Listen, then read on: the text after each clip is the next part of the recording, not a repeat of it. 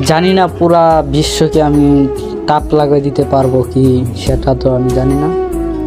Nigeria Bangladesh Mymensingh দল এবং বাংলাদেশ ছোট দল খেলবে, 15 থেকে 16 বয়সে পর্যন্ত ফুটবল খেলবে তারা।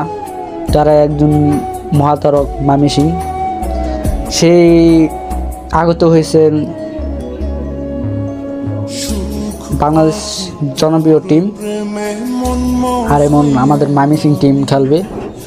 শেরপুর থেকে 3 জন চান্স পেয়েছে এবং জামালপুর থেকে 2 জন ময়মনসিংহে চান্স পেয়েছে।